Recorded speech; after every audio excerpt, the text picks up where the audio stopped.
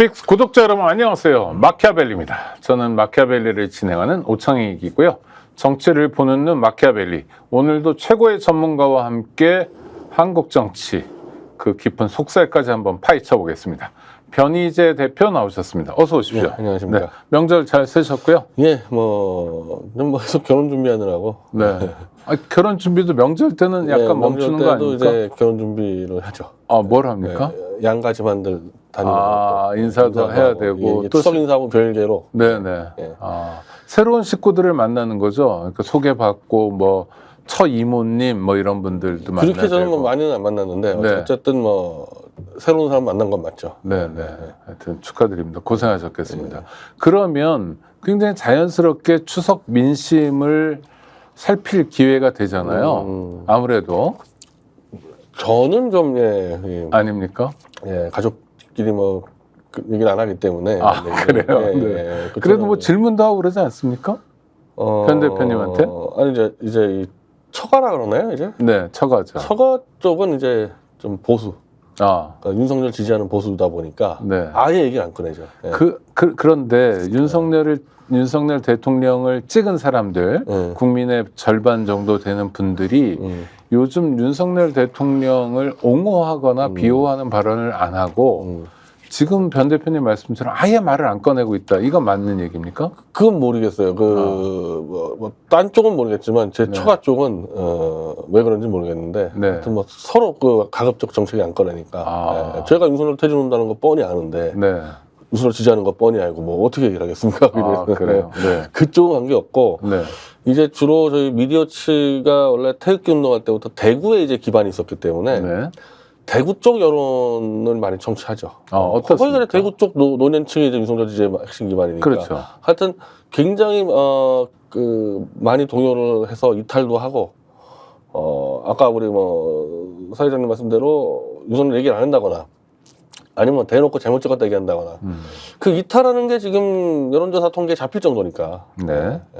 이탈의 가장 큰 이유 역시 의료 문제. 의료 문제가 제일 컸다고 봅니다. 그러니까 다른 것들은 다 장기적으로는 이 실정이 국민들 삶을 파괴하지만은 눈앞에 보이진 않거든요. 잘못하고 있어도. 네. 근데 의료대라는 지금 이게 이 70대, 60대, 80대는 자기 현실의 문제이기 때문에 이건 지금 장난이 아니죠, 이거는. 그런데 추석 연휴에도 그랬고 직후에도 국무총리 또 보건복지부 장관은 잇따라 기자 간담회 등 자처하면서 의료대란 없었다. 아니, 그 가짜뉴스다. 야당 뭐 이런 데서 퍼뜨린 이렇게 반발하고 있는데요. 그 예년 추석 때보다 응급실 환자가 40%가 줄었습니다. 네. 정부 발표예요. 네, 3만이 뭐 2만대로. 네. 네. 그 얘기는 뭐냐면은 정부의 이 지침을 협조하려고 그러는 게 아니라 지금 응급실 가봐야 개판 5분 전이고 뭐 돗대기 시장이고 똑바로 치료 못하겠다 해가지고 미리 이제 약들을 다 구입해가지고 집에서 이제 자가 치료한다 이렇게 하는 사람들이 늘고 있는 거죠. 그러니까 응급실을 못 갈 거를 대비해서 한마디로 그냥 자가 치료예요, 자가 치료. 자기들이 이제 뭐 고혈압이면 고혈압, 뭐 당뇨면 당뇨 것들 다 미리 다 약을 사가지고 이제 집에 있겠다 이렇게 되는 거죠. 이게. 근데 사실은 어제 제가 최대림 회장하고 저녁을 했는데 네. 대부분의 나라가 그렇게 산다는 거죠. 그러니까 옛날처럼 응급실 가면은 바로 들어가서 수술하고 우리나라가 아마 전 세계에서요 그 의사와 이제 이른바 이 면담이요 가장 빠르게 잡히는 나라일 겁니다. 신청하면은 12분 안에 잡혀요. 네, 네. 이거는 뭐 미국, 영국 절대 안 되는 거, 일본도 안 되는 건데. 그러니까 지금까지는 어찌 보면은 최고의 선진국을 달린 거죠, 의료 시스템이. 근데 이제 국민의 한 이제 상당수가 이제 병원 가봐야 치료 못 받는구나 해서 자가 치료하는 준비를 하고 있다는 얘기는 어제 최대림 회장 표현은 이제 다른 나라처럼 되는 거다. 이제 선진 의료 시스템이 무너지고 다른 나라처럼 이제 병원 신청하면 한 달 뒤에 연락 오고 뭐 이런 시스템 된다는 거죠, 이게.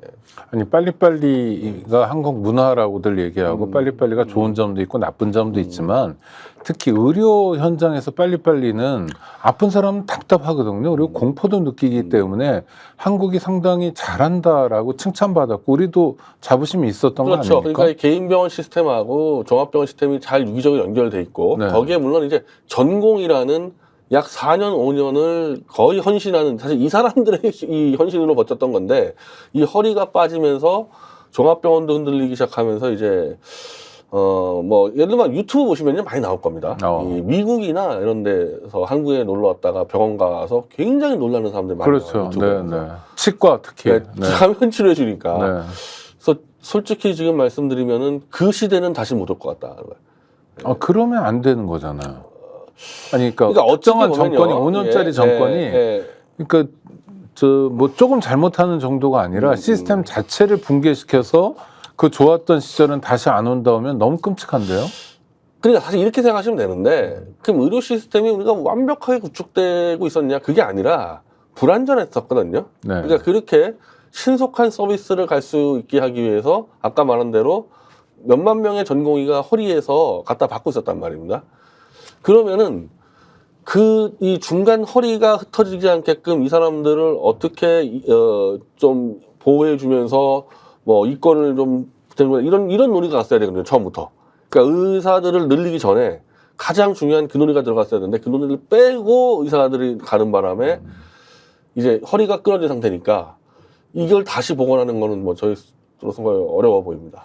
전공의들이 고생한 건 사실이지만 그래도 그때의 고생이 나중에 이제 의사가 된 다음에, 정식 의사가 된 다음에 금전적으로도 보상받고, 또 하나는 그만큼 의료 기술이나 의료 지식도 확보된다, 이런 차원에서 사회적으로 좀 용인됐던 측면도 그렇죠. 그러니까 있잖아요. 어찌 보면은 뭐 이렇게 얘기할 수 있는지 모르겠는데, 사실은 그 전관예우라는 것도 그거랑 비슷한 부분이 있는 건데, 네네. 검사, 판사 월급이 많지 않지 않습니까? 많습니다.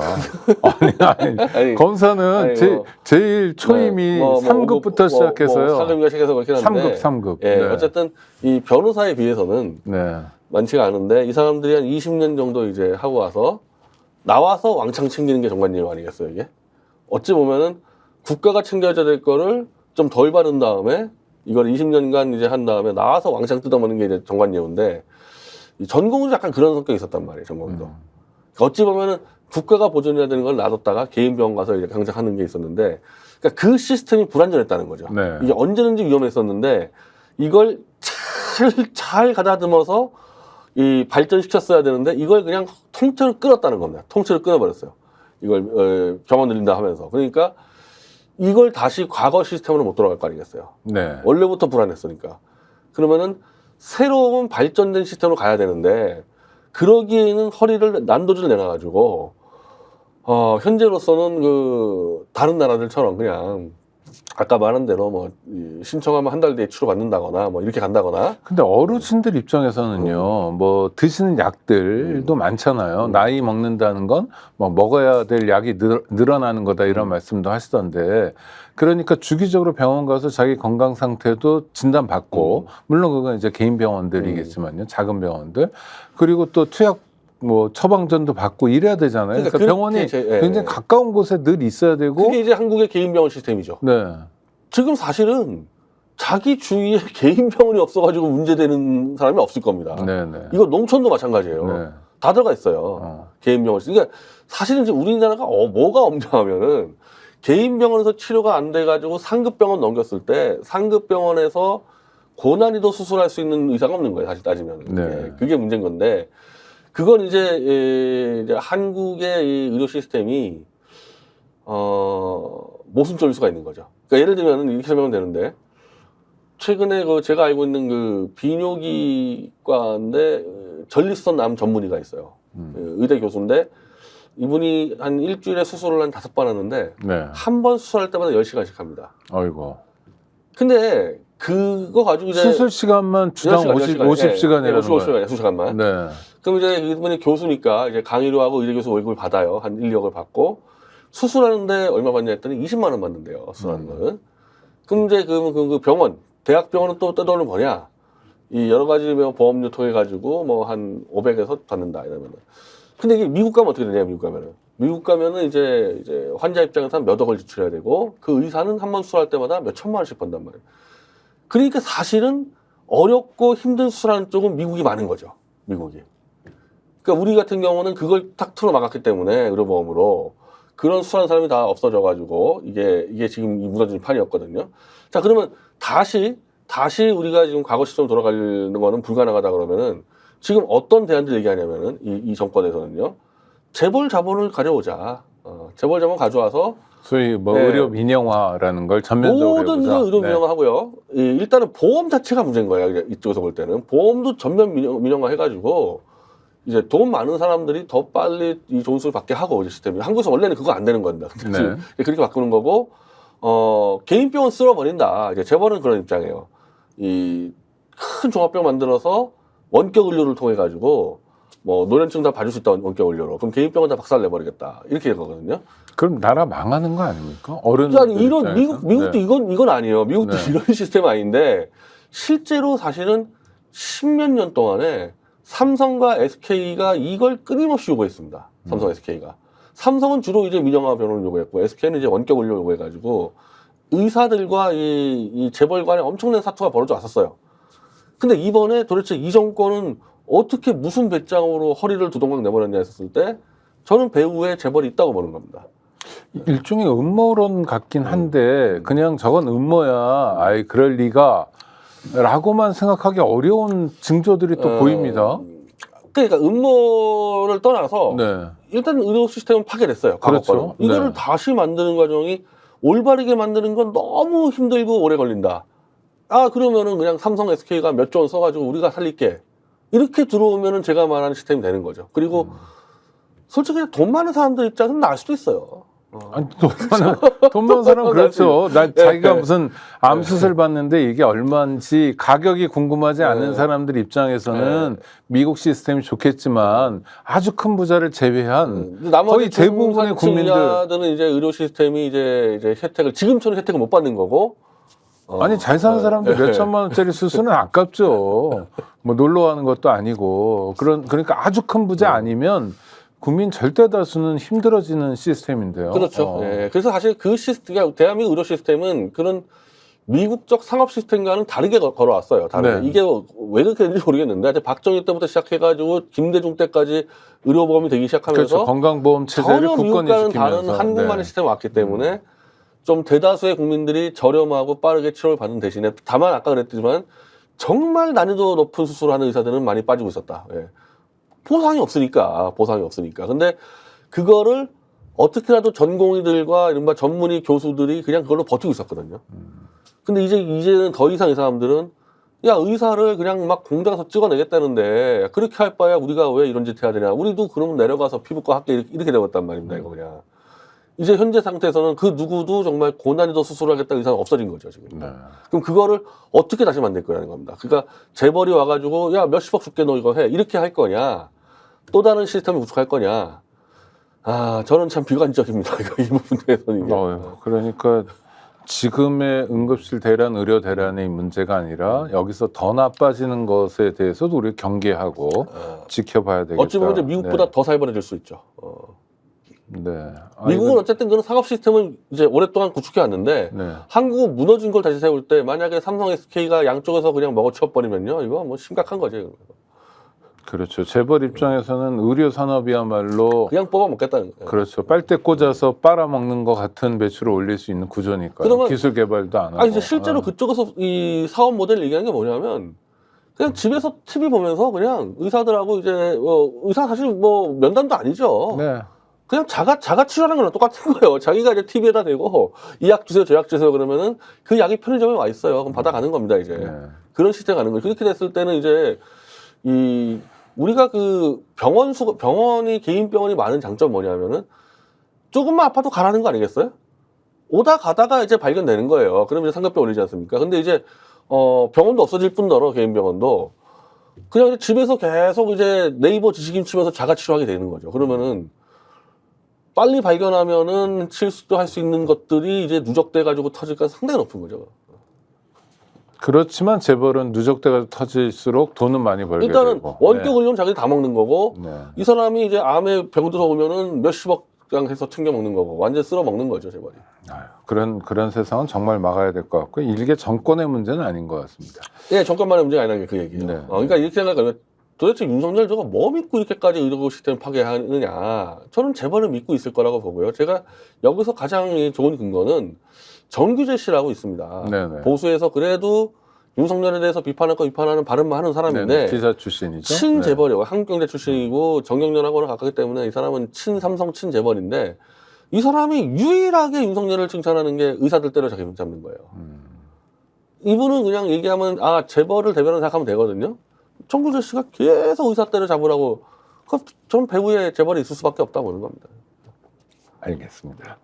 지금 또 김건희 씨, 대통령 부인 김건희 씨가 공천에 개입했다라는 의혹이 구체적으로 불거지고 있는데요. 칠불서의 밤, 뭐 이건 또 김웅 의원이 얘기한 거죠? 그거 솔직히 지금 이제 이 실체적 진실은 아직 드러난 게 없어요. 네네. 현재까지 나온 거는 김건희 여사가 김영선 의원에게 텔레그램으로 창원을 놔두고 김해로 출마하면 어떻겠냐? 그러면은 윤석열 대통령과 함께 맞춤형 공약으로 지원하겠다. 이와 비슷한 내용이 텔레그램으로 왔다는 거. 요거 말고는 지금 더 드러나는 게 거의 없거든요. 네. 근데 이제 이거 가지고 해석을 하는데 이 내용을 가장 잘 알고 이 내용을 가지고 협상을 했던 이준석 대표하고 개혁신당에서는 공천 개입이라고 볼 수 없는 내용이었다고 얘기하고 있어요. 네. 별거 아니었다. 완결성이 없다. 뭐 조언이었다 그러는데 처음에는 조언이었다고 얘기하다가 요즘에 완결성이 없다는 말로 바뀌는데 조언이었다라는 거는요. 공천에 이 영향력을 조언을 누가 했다는 김건희 김건희가 씨가 조언을 했다. 그러니까 공천에 아예 영향력이 없는 예를 들면 저 같은 사람은 조언할 수 있죠. 근데 공천에 영향력을 미칠 수 있는 권력을 갖고 있는데 법적으로 하면 안 되는 사람이 조언했다? 그건 조언이 아니라 불법 개입이에요. 그건 공천 개입이잖아요. 개입이죠, 그냥. 조언이. 네. 그러면은 너 일로 안 가면 죽어. 이것만 개입입니까? 윤석열 대통령을 움직인다는 영부인이 문자로 혹시 김해에 가시면 어떠실까요? 이게 조언입니까? 그걸 조언이라고 주장하는 그러니까 게 조언을 주장하는 게 이준석인데 말이 안 되잖아요. 가장 네. 그러니까 조언답게 제가 문장을 구성한 게 조언이다 그러면은 제가 조언해드리겠습니다. 김해로 옮기실래요? 이게 조언이냐고요. 조언이 아니죠. 그렇게 말했다가 하더라도 조언이, 그 조언이 아니죠. 네. 왜? 실제로 공천을 움직일 수 있는 힘이 있다는 걸 세상이 다 알고 있는데 그건 조언이 아니라 명령이죠, 명령. 그렇죠. 아니면 조건부 제안이던가. 근데 그거를 조언이라고 말을 바꿨을 때 저는 이거 약간 석연치 않다. 두 번째 완결성은 뭐예요? 완결성은 결국 이루어지지 않았다는 건데. 아니 개입이 중요하지 개입의 결과가 중요한 건 아니잖아요. 아니 그리고 그것도요. 김영선에게 김해로 가면은 내가 100% 공천 주겠다 해서 실패한 것도 아니고 사실은 창원에다가 새로운 누구를 받고 싶어 했단 말입니다. 대통령실에서. 근데 김영선이 현역 의원이니까 같이 붙으면 골치 아프니까 김영선을 빼버리고 저희가 박아버리고 김영선을 뺀 다음에 나몰라라 했을 수가 있는 거예요. 그러면 이거는 완결성이 문제가 아니라 완결성이 된 거죠. 그렇죠. 의도가 창원을 저기서 박았지 않습니까? 네. 그래서 완결성을 꼭 김영선이 김해에 공천되는 게 완결성이 아니고 그 완결성은 누가 알 수 있냐면 김건희만 알 수 있는 거예요. 이준석이 알 수 있는 게 아닙니다. 그게. 더군다나 권력을 마음껏 누릴 수 있는 김건희가 여당 공천에 개입했기 때문에 그 완결성이라는 건 아무도 모르는 겁니다. 그거를. 그러니까 이준석이 하는 변명이 좀 이상하다고 생각했었는데 이번에 이제 오늘 뉴스토마토의 기사를 보니까 저는 여전히 이거는 석연치가 않아요. 네. 그 총선 때 저도 소나무당으로 후보 뛰지 않았습니까? 그랬죠. 수많은 제보가 들어옵니다. 소나무당만 해도. 대부분 별게 아니에요. 그럼 제껴요. 그러면 저희보다 당세가 컸던 개혁신당엔 제보가 훨씬 많이 들어왔겠죠. 그때 그리고 현역 의원도 꽤 있었죠. 조국신당이나 네. 민주당 더 많겠죠. 국신당 네. 더 많겠죠. 제보를. 그 수많은 제보를 어떻게 감당합니까? 보고 아니면 날려야 되는 거예요. 하루 10개도 들어와요. 네. 보면 날려야 되지 제보를 하나하나 다 따져서 해다가는 선거 못 치릅니다. 그렇다고 그렇죠? 제보에 따라서 몸이 움직일 수도 없잖아요. 이번에 몸이 움직여서 내가 이상하다는 거예요. 그러니까. 네. 아니 제보라는 게 묻지 말고 너 와라. 그 가는 게 말이 됩니까? 그 당시에 2월 29일인데 총선 한 달 10일 남았는데 이준석은 수도권 출마했고 칠불사는 순천에 있는데 거기까지 간다는 게 말이 되냐고요. 그때 한 바퀴 도는 게 몇만 표를 왔다 갔다 하는데 근데 제보를 하겠다 해서 통상은요. 개혁신당이나 조국신당 되면요. 제보자가 가야 돼요. 그럼요. 아, 선거를 뛰고 있잖아요, 사람들이. 그러면 당연히 제보자가 가는 게 그러니까 맞아요. 괴기스러워요. 이준석이 자기 선거 때, 건나 그때 이준석 지고 있었습니다. 알겠지만. 네, 네. 크게 지고 있었어요. 근데 선거 운동을 중단하고 7불사로 들어간다? 거기서 밤새 논의를 하고, 더군다나 이준석이 에이스라 그러면 천하람은 세컨인데, 천하람까지 들어갑니다. 천하람이 무슨 연고가 순천, 무슨 순천입니까? 그 당시에 비례대표 받아가지고 수도권 뛰고 있었지. 순천에 개혁신당의 표가 어디 있어요. 그러면은 그 당의 원투 에이스들이 전부 다 순천에 가 있는 거예요. 네. 더군다나 천하람은 3일을 더 있었다는 거예요. 당력을 집중시켰다 이렇게 봐야죠. 3일을 더 네. 있어서 거기서 이건 다 인정하는 게 김영선이 이거를 줄 테니까 비례 1번을 달라. 안 된다. 1번은 너무 세다. 그래서 3번을 달라까지 얘기가 됐다고 됐습니다. 그러면은 지금 와서 제보가 지금 별거 아니라고 지금 주장하고 있는데 네. 제보가 별게 아닌데 1번, 3번의 얘기가 나올 수 있냐고요. 일단 제보가 뭔가 거리가 돼야지 1, 3번 얘기가 나오지. 그렇죠. 별거 아니면요 거기까지 가지도 않아요.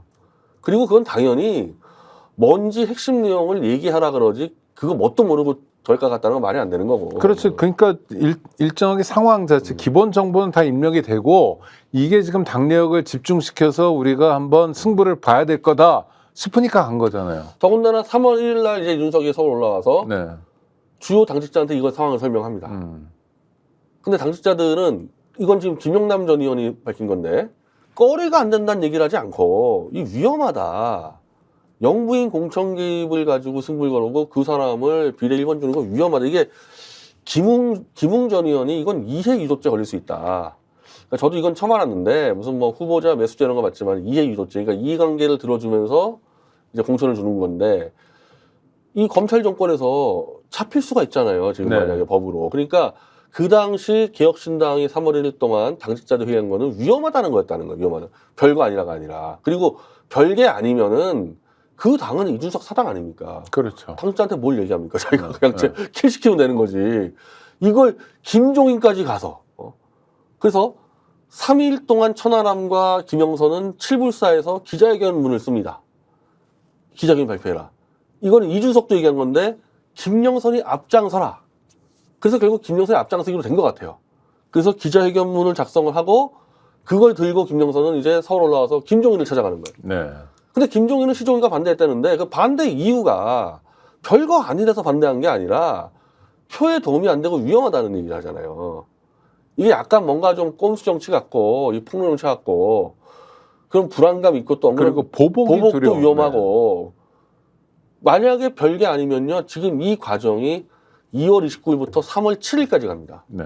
열흘을 익어가지고 그 바쁜 상황에서 당력이 다 낭비가 된 거죠. 이거 갖고. 저는 이제 와서 이준석이 아유 별거 아니었다 아무것도 아니었다 이건 말이 안 된다고 봐요. 앞뒤가 하나도 안 맞는 얘기예요. 그러니까 김영선 전 의원, 뭐 당시 의원입니다만 전 의원과 관련된 빅 이슈들이 쭉쭉 있었던 거죠. 그러니까 창원에 갈 때도 이슈가 되는 거고 창원에서 김해로 옮겨라도 이슈고 또 김해로 옮기기 싫으니까 거기까지 대통령 부인이 개입한 거고 또 이거를 폭로해가지고 내가 배지를 계속 달아야 되겠다도 이슈고 그거를 검토한 개혁신당에도 이슈였고 그런 이슈를 결론은 다 묻어버렸네요. 이 정치인들이. 아니 이건 이준석이 묻어버린 거죠. 네. 이준석이 단순히 묻고 끝냈을까? 저는 뭐 제가 경험한 정치판에서는요. 이미 최소한 2월 29일부터 열흘 동안 이 이슈를 쥐고 있었습니다. 개혁신당에서. 네. 그러면은 아무것도 안 하고 김영선하고 협상만 했을까요? 저는 그런 경우를 본 적이 없어요. 보통 기자 하나 찝어서 아니, 뭐 단독도 주거나 여러 뭐, 군데다가 그렇죠. 이제 협상에 가요. 네네. 저는 당연히 이거는 김건희 쪽에 협상 갔을 거라고 봅니다. 대통령실로도. 대통령 갔겠죠. 네. 그러면 대통령실 입장에서는 어떻게 나올까요? 너희 이거 터트리면 죽어라. 일단 당연히 했겠죠. 당연히 이거. 근데 터트리면 죽이는 건 맞지만은 안 터트렸을 때 우리한테 뭐 줄래요? 얘기가 안 나오겠습니까? 그러면 네네. 이거는 사실은 따져봐야 되지만 예를 들면은 저는 그 당시 선거 때 이준석 지역구에 국힘당이 올인을 안 걸었다고 보고 있어요. 네네. 어정쩡했습니다. 국힘당 어정쩡했어요. 예를 들면은 이준석을 죽이려고 마음 먹었으면요 국힘당이 올인을 걸면요 거기 민주당 후보 있잖아요. 이길 수가 없죠, 구도적으로. 그리고 그 대기업 사장 출신이고 그 사람이 워낙 선거 운동을 못하긴 했습니다만 못하겠지만은 1대1 구도가 됐기 때문에 이준석 이게 후보가 당선된 거다 이렇게 봐야죠. 그 공천을 받은 사람도 그분 뭐 개인적으로는 삼성전자 연구원이 훌륭하지만 네네. 정치권에서 무명이고 선거 운동도 정말 내가 이준석을 끝장내겠다고 운동한 것처럼 보이지 않았고 네. 슬슬 봐주는 거라는 그 생각 맞는데 김영선 건 가지고 저는 이런 거래는 충분히 가능하다고 보는 겁니다. 그러니까 열심히 안 하는 거야 그냥 선거 운동을. 그거는 가지고. 국힘과 민주당 똑같다는 거죠? 민주당은 일단 빼고, 네, 민주당은 빼고 대통령실에다가 그러니까 예를 들면은 네. 우리 김건희 건 갖고 있는데 김영선이가 가져왔는데 어떻게 할까요? 그랬을 때 일단 첫 번째는 너희 까면 죽어야 됐을 거고 안 까면 어떻게 해줄래요? 그러면 안 까면은 우리가 중앙당 당력 지원 안 할게. 네가 이겨 이런 정도 거래 가능하다는 거죠. 그리고 실제로 거의 지원 없었어요. 이준석하고에 국힘당에서. 그리고 나서 또 재밌는 거 뭐냐면 이게 어쨌든 끝났잖아요. 어쨌든 뭐 이준석이 거래 쳤든 안 쳤든 끝났어요. 그걸로 그렇죠. 당선되고 이준석은 네.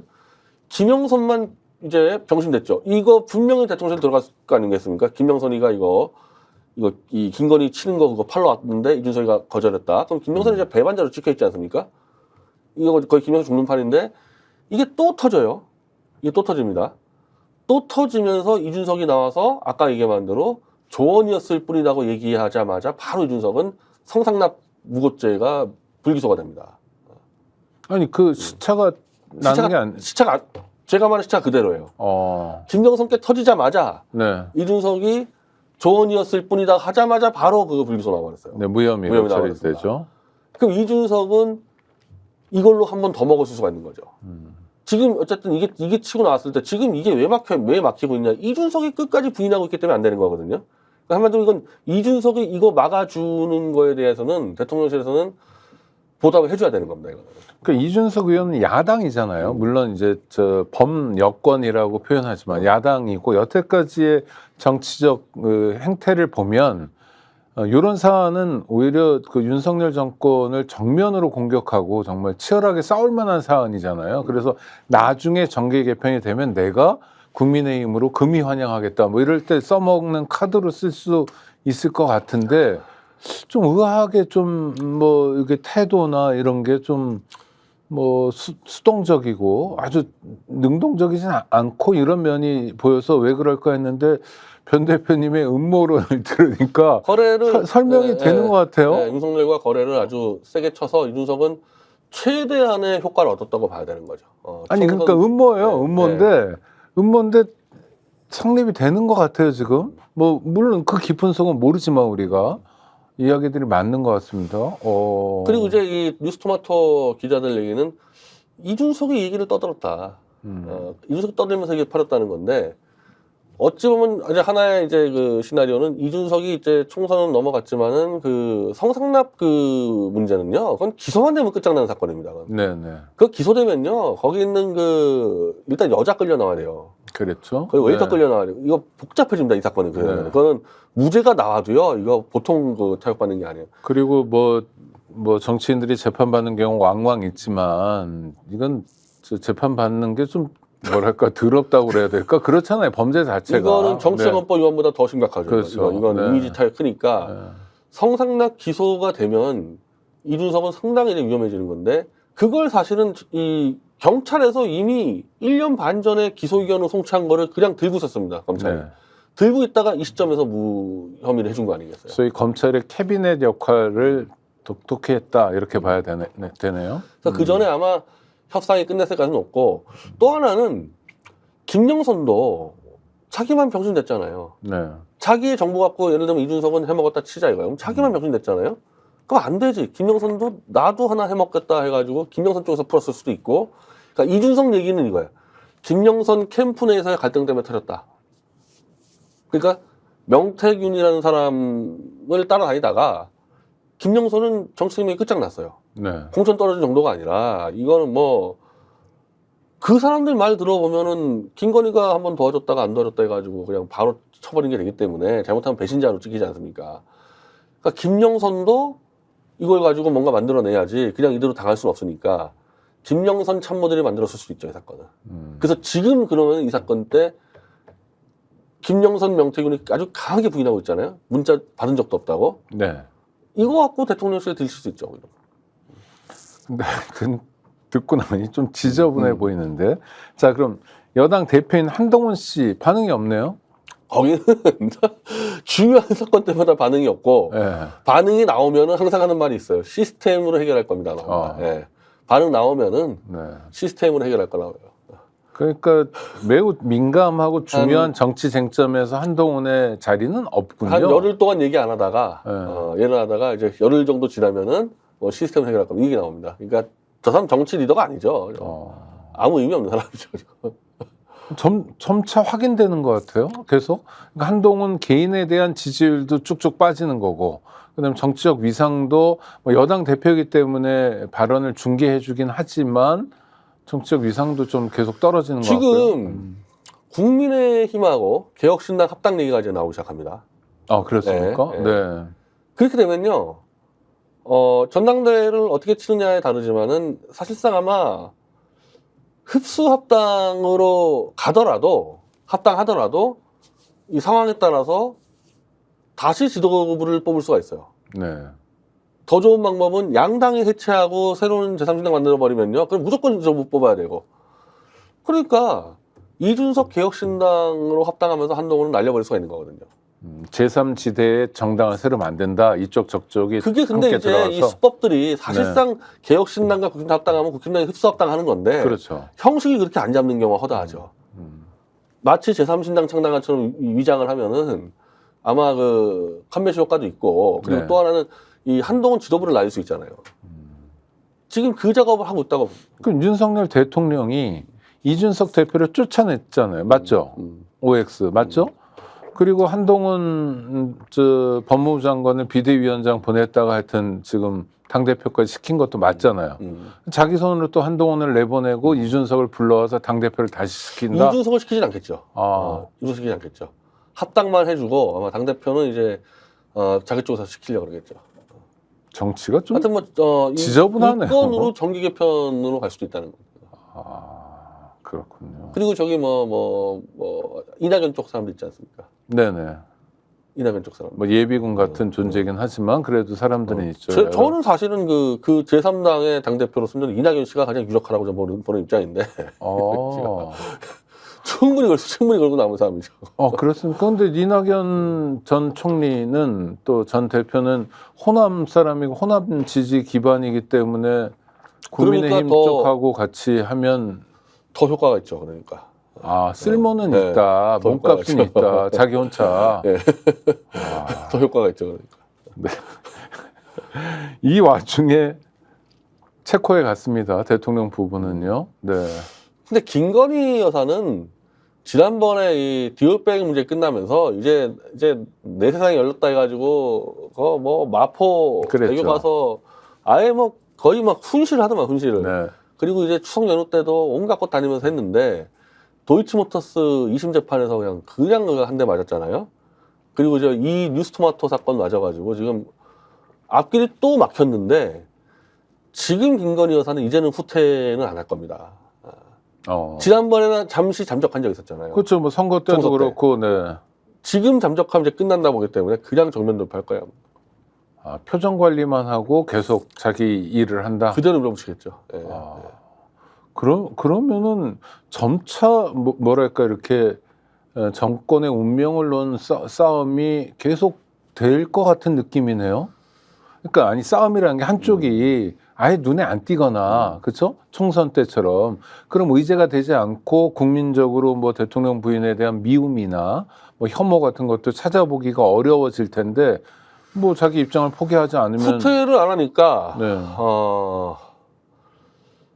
그러니까 아까 얘기한 제3신당의 당권을 김건희가 줄 수가 있는 건데 김건희가 당대표한다는 얘기가 아니라 네. 김건희가 선택할 수 있지 않겠습니까? 거기에 대해서 그걸 이낙연을 선택하든 누구 선택하든데 정계 개편을 김건희 분명한 씨가 거는 주도한다. 윤석열보다는 김건희가 더 좌파에 가깝다. 김건희는 시종일관 김대중 노무현 지지자였다. 네. 그러니까 지금 이 정기 개편 방향이 제가 이낙연 얘기하지 않습니까? 그 방향으로 가는 건 김건희 거라는 거야, 분명히요. 그리고 실제로 최재형 목사하고도 얘기할 때 한마디로 김건희 자기가 햇볕 정책 쓰겠다는 거거든. 네. 그것 때문에 만난 거 아니에요, 최재형 목사는. 그렇죠. 총선 뒤에는 자기가 나서가지고 해결하겠다고, 북한 문제. 그로 봤을 때는 제3신당은 아마 이낙연 쪽 세력까지 합쳐서 김건희가 주도하는 신당 되겠죠. 그렇게 되면. 그럼 이제 뭐 한동훈은 아웃되는 거고 이준석은 일단 한 발 걸치고 있겠죠. 그렇게 되면. 그럼 국민의힘 계열의 전통적인 지지 기반은 이반되는 거 아닐까요? 위험한데 지금 이 사람들은 어떻게 생각하냐면은 그거는 문재인하고 조금만 감옥 집어넣어주면 되는 거 아니냐. 얘네들은 다 그렇게 계산하고 있지 않습니까? 다만 저는 계산 다르게 하는 게 네. 보수층이 윤석열에게 기대한 거는 그건 맞아. 문재인 조금만 감옥 집어넣으면 맞는데 뭐 증오의 정치니까요. 네, 집어넣으면요. 어찌 보면은 보수층이 윤석열을 이제 미련이 가져야 할 게 없어져 버려요. 아, 쓸모가 없어서. 네, 쓸모가 없어. 그것까지 하면 이제 끝나는 거야. 더 이상 네. 이 사람하고 할 게 없어져서 저는 전혀 다른 길로 간다고 보는데 윤석열 쪽에서는 이렇게 안 보죠. 보수 얼마나 멍청합니까? 자기가 보수 인사 200명 감옥 집었는데 자기 좋다고 난리치는 애들 개돼지로 볼 거예요. 그래서 문재인만 감옥 집어넣으면 애들 따라오겠지 이렇게 계산하는 거고 제가 알고 있는 보수는 문재인 감옥 집어넣으면 그때부터 이탈할 겁니다. 검찰에서 매암컴팩 사건 완전히 지금 처리가 끝나지 않았어요? 아니 그러니까 사실상 끝난 건데 최재형 완전히 목사 수사했습니다. 네네, 완전히 끝난 건 아니고 또 도이치모터스 주가 조작도 완전히 끝난 건 아닌데 그건 이제 다시 시작된 거고. 네 어떨 것 같아요? 처분을 아니 그때 둘 다 무혐의 처분할까요? 아니 아니면? 이거는 뒤올병 모르겠는데 도이치모터스는 2심 판결문이 너무 명확하게 나와서 그렇죠. 김건희보다 덜 개입한 사람을 집행유예 때렸기 때문에 네. 그리고 지금까지 검찰은 2심 판결 보고 한다 그랬어요 수사를. 여태까지 그랬죠. 네. 그럼 수사해야죠. 근데 아마 대법원 판결 보고 하겠다고 하겠죠. 말을 또 바꾼다. 근데 네. 대법원 입장에서는 고등법원 2심에서 어찌 보면은 1심에서 놓친 부분을 잡아가지고 딱 쳤기 때문에 그리고 그게 논리적으로 안 맞는 말도 아니고 그래서 이거는 대법원이 질질 끌면서 김건희 봐주기는 어려울 겁니다 이거는. 그래서 대법에서 생각보다 저는 빨리 나올 것 같고 그럼 김건희를 수사 안 할 수가 없잖아요. 이게 만약에 내년 뭐 상반기 좀 갔다. 그래서 의료대란 문제가 터지고 제가 말씀드린 대로 보수층이 이제 윤석열에 대한 이제 모든 미련을 접어버린 상태에서 터지면요. 그때 이제 제가 말하는 이제 이른바 나도 한번 뜨고 싶다는 검사들이 김건희를 칠 수 있는 거죠 그때. 너무 기회주의적이네요 검사들은. 네. 아니 그게 이제 그렇게 해야지 성공한다는 걸 윤석열 한동훈이 보여줬는데 뭐 다른 길을 생각하겠습니까? 알겠습니다. 그나마 조작 날조 수사하면 다행이죠. 그나마. 어쨌든 김건희 수사는 법원 판결도 하면 되니까. 네. 아니 조작 날조 수사해가지고 출세하는 놈들도 있는데 이거는 법원 판결문대로 수사하면 되는데 이거는 내년 상반기면 저는 김건희 수사 들어갈 거라고 봅니다. 검찰. 사실 주가 조작 같은 거는 정말 나쁜 범죄잖아요. 다른 사람들 주머니를 털어버리고. 정보 없고 네. 돈 없는 개미들 판 들어오라 해가지고 그 돈 그러니까. 뺏어 먹는 거 아닙니까 이거. 그러니까. 이거 사실은 자살하는 사람 천재예요 그거. 그러니까요. 그 처벌금도 훨씬 올려야 됩니다 저거. 네. 주가 조작하러 가면은 가진 사람끼리 한다고 착각을 하는데 가진 소수가 정보 없는 개미들 불러다가 다 뺏어 먹는 거예요 이거. 그러니까요. 악질적인 범죄인데 또 범죄 의도가 명확한 범죄고요. 정말 한 판의 돈을 쓸어버리겠다 이런. 변희재 대표가 왜 뉴진스에 대해서 이야기하냐 뭐 이런 걸 궁금해하는 분도 있는데 원래 문화평론이나 이런 일들을 제가 쭉 하셨잖아요. 대중문화 책을 한 3권 이상 썼었고. 그러니까 전문가시죠. 네. 네. 그때 이제 한창 제가 활동할 때가 이제 이른바 아이돌 그룹들이 처음 나왔을 때이기 때문에 이제 그때랑 제가 비교를 하다 보니까 그런데 그러니까 지금 상황은 뭐냐 예전에 우리가 그 H.O.T를 만들고 이랬을 때 네. 이수만의 에세이 아니겠어요? 그러니까 이제 기획자가 만들고 그 아이돌 가지고 수익을 내고 하는 부분들 대해서 기획자의 그 위상이 압도적이었죠. 압도적이었어요. 그러면 근데 지금 이제 한 20년, 30년 지났는데 이번에 똑같은 문제가 벌어져요. 기획자 이제 민희진이라는 여성이 기획을 한 거 가지고 이 법적 소유는 이제 하이브예요. 방시혁에. 그럼 방시혁 입장에서는 자기도 기획자가 맞으니까 뉴진스를 기획한 건 아니지만은 네. 자기도 기획자니까 내가 마음에 안 든 거야 뉴진스가. 마음에 안 드는 이유가 뭐 얘네들 못해서가 아니라 자기가 기획하지 않았기 때문에. 그래서 자기가 기획한 여성 그룹도 있습니다. 르세라핌이라는 있어요. 그럼 차라리 뉴진스를 죽이고 내가 기획한 르세라핌을 띄우면 장기적으로는 자기한테 이익이 되지 않느냐 이런 발상한 거예요. 근데 그렇게 돼버리면은 뉴진스를 띄우는 데 있어서 가장 큰 기여를 했던 게 팬클럽입니다. 이건 다 마찬가지예요. BTS든 뭐든 네. 아이돌이 하나 뜬다 그러면 어떻게 뜨냐면은 수만 명의 팬클럽 애들이 용돈을 각출을 해서 콘서트장 한번 가보면요. 팬클럽 10대 애들이 홍보차를 빌리고 커피차를 빌리고 홍보물을 뿌리고 다 지들 돈을 합니다. 어마어마한, 이거 어르신들도 지금 트로트 가수에 대해서 그렇게 그렇죠. 팬심들을 보여주세요. 일본 가잖아요. 네. 일본 다 따라 들어가요. 다 네. 따라 들어가서 애들 돈 가지고 마케팅을 다 하는 거예요. 이게 예전에 H.O.T.P나 이제 이런 핑클 시절 때보다도 이게 훨씬 더 강해졌죠. 진화한 훨씬 거죠. 강해진 거죠. 네. 나는 그러면요. 방시혁 의장뿐 아니라 심지어 민주진한 기획자도 이거 내 법적 소유고 내가 만들었다 하더라도 내가 마음에 안 든다고 함부로 없앨 수 있는 거냐 이런 부분들이 그 팬들이 다 돈으로 돌아갔는데 아니 삼성전자가 반도체를 팔아먹었을 때 무슨 팬클럽 애들이 사줍니까? 그렇죠. 그거 기술 가지고 기업끼리 거래하는 거 아니겠어요? 네. 이건 다른 상품이라 그래도 그래서 함부로 팬들의 의사를 벗어나는 행동하면 안 되는데 방시혁은 박살 내버리겠다. 뉴진스를 끝장내고 내가 키운 르세라핌을 키우겠다. 이러니까 팬클럽이 들고 일어났죠. 그래서 오늘 국회에다가 다 뿌렸습니다. 국정감사해달라고 이거를. 일종의 국민청원처럼 하는 거죠. 싹 들어갔어요. 네. 네, 싹 청원 다 들어갔어요. 국회의원들부터 해가지고 문방에. 근데 이런 연예계의 불합리한 부분들이 왜 국회에서 시정이 안 되냐면요. 제가 여러 번 저도 청원했었는데 네. 국회의원들 입장에서는요. 일단 방시하고 친하는 게 좋습니다.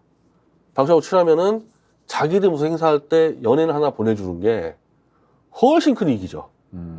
뉴진스는 얘들 하나밖에 없잖아요. 아니, 국회의원은 그래도 좀 약자를 편들고 이런 이미지도 중요하지 않나요?